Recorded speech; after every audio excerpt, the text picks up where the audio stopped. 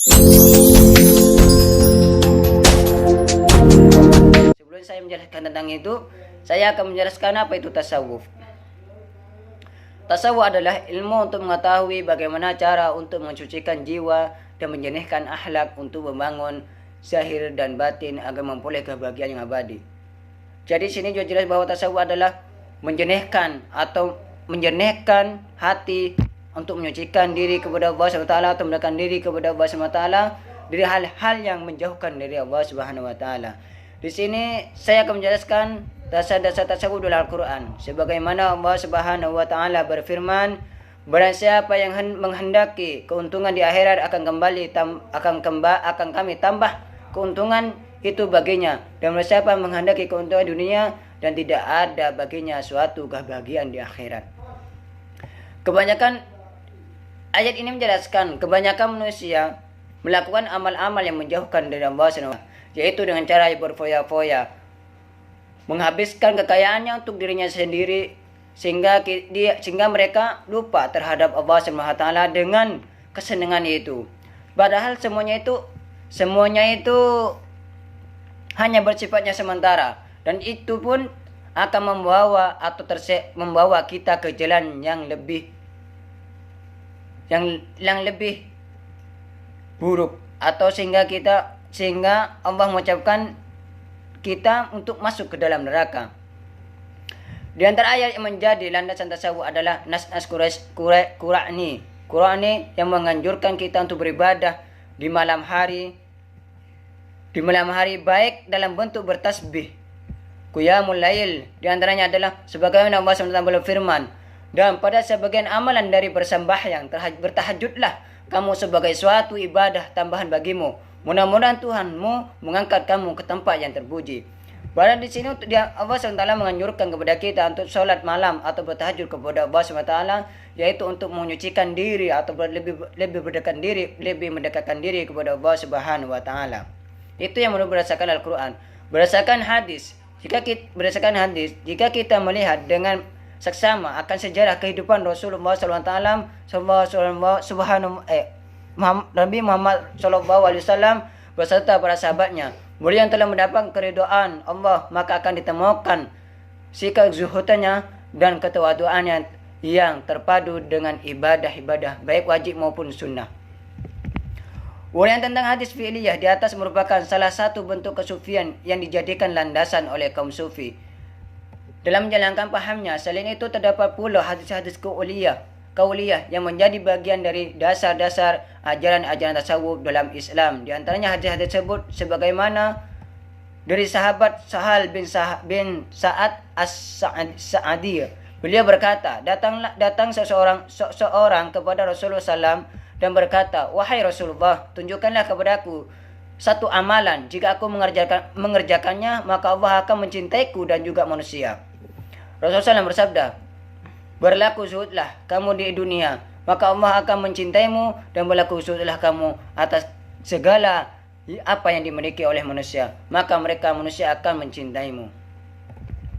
Jadi sudah jelas di keterangan-keterangan yang berdasarkan Al-Quran dan hadis di atas menunjukkan bahwa ajaran tasawuf yang menjadi landasan utama adalah kezuhudan terhadap dunia dan mencapai tingkatan atau makom tertinggi di sisi Allah Subhanahu wa taala, yaitu ketika seseorang menjadikan dunia sebagai persinggahan sementara dan menjadikan rahmat, ridho dan kecintaan kepada Allah sebagai tujuan akhir.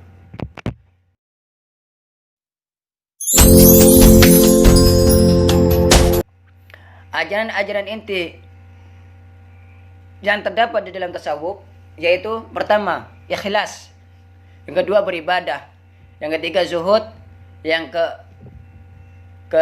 keempat, beramal soleh. Jadi sudah jelas tentang inti dari bertawassul. Yang pertama akan keikhlasan kita dan juga ibadah kita, kesukaan kita berilmu akidah, yaitu hanya untuk mendekatkan diri kepada Allah Subhanahu wa taala.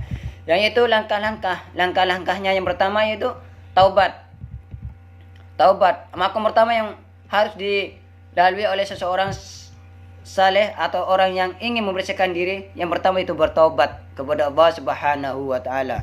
Yang kedua, warok merupakan salah satu makom atau kedudukan spiritual yang harus dilalui oleh seseorang yang menempuh jalan sufi. Wara secara bahasa ialah menjauhkan dosa, lemah lunak hati dan penakut. Penakut para sufi memberikan definisi yang beragam tentang warok berdasarkan pengalaman dan pemahaman masing-masing. Yang ketiga, zuhud, suatu istilah sering kita dengar dalam ilmu tasawuf ialah zuhud. Sebelum ilmu tasawuf berkembang, istilah zuhud sering digunakan untuk orang-orang yang berusaha membersihkan hati untuk mendekatkan diri kepada Allah Subhanahu wa taala. Yang keempat itu kefakiran. Kefakiran berasal dari kata fakir yang secara harfiah artinya kebutuhan. Orang fakir itu orang yang senantiasa merasa butuh kepada Allah Subhanahu wa taala. Di sini orang fakir maksudnya di sini yaitu orang fakir yang tidak hanya butuh kepada manusia, akan tapi lebih utama kebutuhan kita hanya butuh kepada Allah Subhanahu wa taala. Kedua, sabar. Sabar dalam artinya sabar menerima apa yang telah ditentukan oleh Allah Subhanahu wa taala dan ikhlas dengan keridhaan hanya kepada Allah Subhanahu wa taala kita akan bersabar untuk menempuh ujian-ujian apa yang telah diberikan oleh Allah Subhanahu wa taala.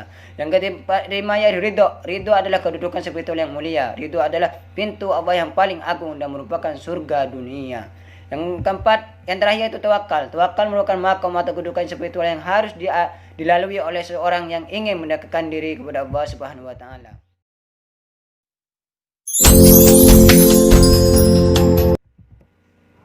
Kalau kita dilihat kehadiran tasawuf di era modern ini diyakini mampu mengatasi krisis spiritual karena tasawuf berperan penting mempertahankan keseimbangan antara budaya dengan agama, menguasai perkembangan ilmu pengetahuan, teknologi, industrialisasi, serta meningkatkan iman dan takwa, mengisi kegersangan rohani dan memberi makna spiritual bagi keberhasilan dunia.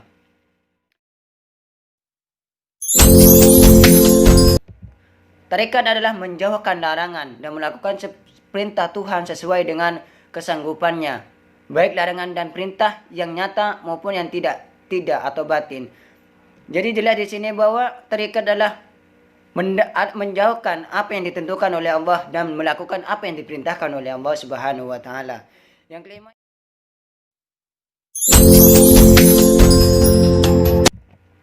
cinta adalah perasaan yang bersumber dari ketulusan kasih sayang. Maka cinta tidak akan pernah memberikan apapun selain kebaikan.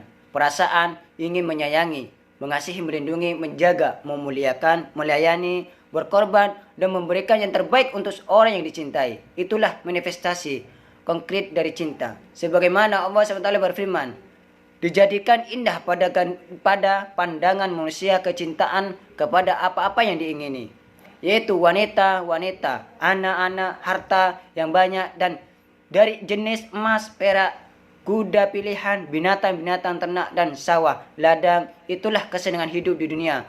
Dan di sisi Allah SWT, tempat kembali yang baik, surga. Surah Ali Imran ayat 14. Sedangkan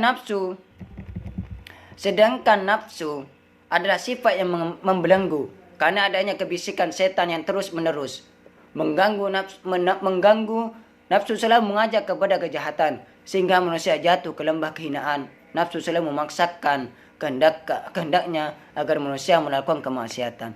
Jadi di sini cinta hanya cinta kepada Allah, hanya mendekatkan diri kepada Allah SWT. Dengan cintaan kepada Allah SWT, semua urusan kita jadi baik. Dan juga nafsu yaitu hanya mendatangkan kemaksiatan atau bisikan-bisikan dari setan.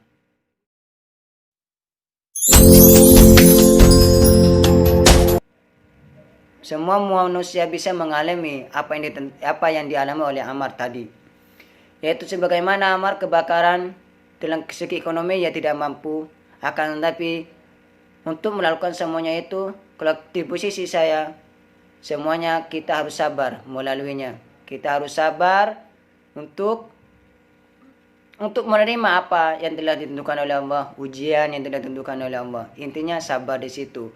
Anda kena dengan sabaran, dengan ikhtiar untuk mendekatkan diri kepada Allah Subhanahu wa taala, insyaallah semuanya akan menjadi berkah di akhiratnya. Mungkin hanya itu. Kurang lebihnya mohon maaf. Assalamualaikum warahmatullahi wabarakatuh.